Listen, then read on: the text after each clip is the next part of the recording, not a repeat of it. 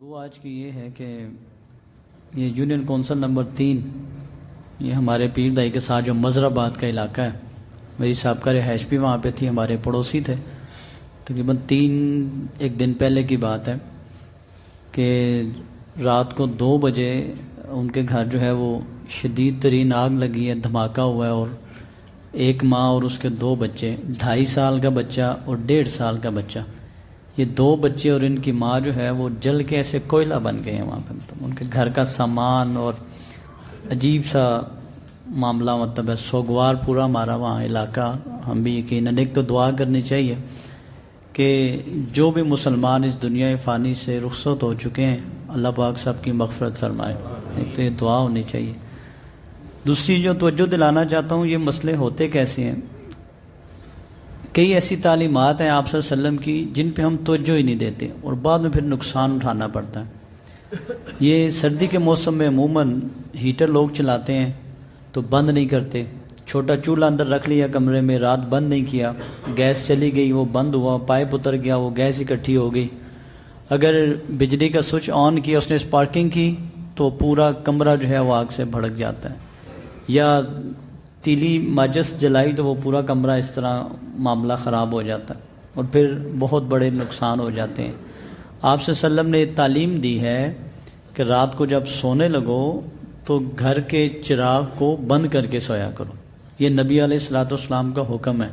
اس وقت چراغوں کا دور تھا، چراغ جلتے تھے، تیل میں بتی ڈالی، بعد ڈال کے تو چراغ کا جو سلسلہ تھا، اس وقت یہ چیزیں ہوتی تھیں۔ یہ 1400 سال پہلے آپ صلی اللہ علیہ وسلم یہ چیز بتا کے گئے ہیں کہ رات کو سونے سے پہلے اپنے چراغ بند کر کے سویا کرو، اور حدیث میں یہ اشارہ دیا گیا ہے کہ اس سے آگ لگ سکتی ہے، جان ضائع ہو سکتی ہے، نقصان ہو سکتا ہے۔ اور آج کے اس دور میں اس کا کیا مطلب ہوا کہ گھر میں یہ جو ہمارے چیزیں ہوتی ہیں نا، بجلی کے استعمال کی یا گیس کے استعمال کی، ان میں احتیاط کی جائے۔ اب بعض اوقات یہ بھی ہوتا ہے بجلی کا جو سوئچ ہے وہ سپارک کر رہا ہے، ہم توجہ نہیں دیتے اس پہ، چلو خیر ہے کوئی نہیں، کام کتنے کا ہے، 20-30 روپے کا سوئچ ہے، وہ نیا لگانا ہوتا ہے، ہم توجہ ہی نہیں دیتے اس پہ۔ اس ایک چھوٹی سی سپارکنگ سے پورے گھر کی بجلی تو چلیں، جو ہوگا وہ ہوگا، انسانی جانیں ضائع ہو سکتی ہیں، بڑے بڑے پلازے اور دکانیں جو ہیں وہ جل جاتی ہیں، کروڑوں روپے کا نقصان ہو جاتا ہے اور انسانی جانیں چلی جاتی ہیں۔ اس حدیث کا یہ بھی مطلب ہے کہ ایسے نقصان دہ جو چیزیں ہیں ان کو بر وقت جو ہے وہ ان سے احتیاط کرنی چاہیے، ان کی اصلاح کرنی چاہیے۔ اسی طرح آپ صلی اللہ علیہ وسلم نے یہ بات بھی سمجھائی ہے، یہ چھوٹی چھوٹی باتیں ہماری توجہ ہی نہیں ہوتی، کہ رات کو اپنے برتن جو ہے نا، برتن انہیں ڈھانپ لیا کرو یا پھر انہیں الٹا کر لیا کرو۔ اس کی کیا وجہ ہے؟ لوگ جناب مر گئے علاج کرا کے، نہیں بیماری نہیں پتہ لگ رہی، بیماری نہیں پتہ لگ رہی، ڈاکٹر کہتے ہیں جی سارے ٹیسٹ ٹھیک ہیں آپ کے، پر سمجھ نہیں ہے آپ کو ہے کیا۔ ڈاکٹر تو وہ بتائیں گے نا جن کا ان کو پتہ ہو کہ یہ بیماری ہوتی ہے، اور حضور نبی کریم صلی اللہ علیہ وسلم 1400 سال پہلے بتا کے گئے ہیں کیا، کہ بھئی رات کو برتن جو ہے نا اپنے یہ ڈھانپ دیا کرو، آسمان سے ایک بیماری اترتی ہے جو تمہارے ننگے برتنوں کے اندر چلی جاتی ہے، اور بعد میں ہم وہی برتن استعمال، یہ نبی صلی اللہ علیہ وسلم کی یہ حدیث ہیں ساری، توجہ ہی نہیں، نہ بیان کی جاتی ہے نہ ہم توجہ دیتے ہیں ان پہ۔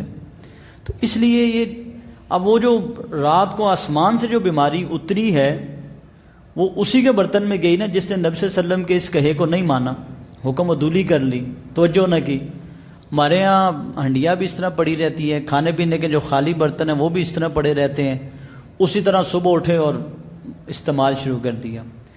اسی طرح نبی علیہ السلام نے تیسری چیز یہ بتائی ہے کہ کوئی بندہ بھی رات کو سو کے اٹھے، یہ آخری بات ہے، خاتون خانہ جو اس کو بھی خیال کرنا چاہیے، باوقات مرد حضرات کو بھی دھیان رکھنا چاہیے، جو ہی اٹھتے ہیں نا سیدھا ہم جا کے برتنوں میں ہاتھ مارنا شروع کر دیتے ہیں۔ آپ صلی اللہ علیہ وسلم نے منع فرمایا کہ کوئی بندہ رات کو جو سو کے اٹھتا ہے وہ بغیر ہاتھ دھوئے برتنوں کو ہاتھ مت لگائے۔ حدیث کے الفاظ کیا ہیں؟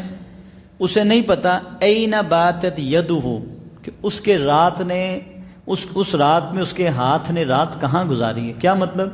کیا پتا اس نے اپنے ہاتھ سے جو ہے وہ کیا معاملات کیے رات کو، کوئی ایسی خارش کر دی، کوئی خون لگا ہو، کوئی ایسی چیز لگی ہو، کوئی ہم بستری والا معاملہ ہے، یا احتلام والی کوئی ایسی کنڈیشن بن گئی، اس کا ہاتھ میں گندگی لگ گئی ہے، وہ جا کے برتنوں کو ٹچ کرے گا۔ نبی علیہ السلام نے منع کیا، ایسے کھانے پینے کے برتن کو ہاتھ مت لگائے اس وقت تک جب تک بندہ صفائی نہ کر لے، ہاتھ دھو نہ لے اپنے.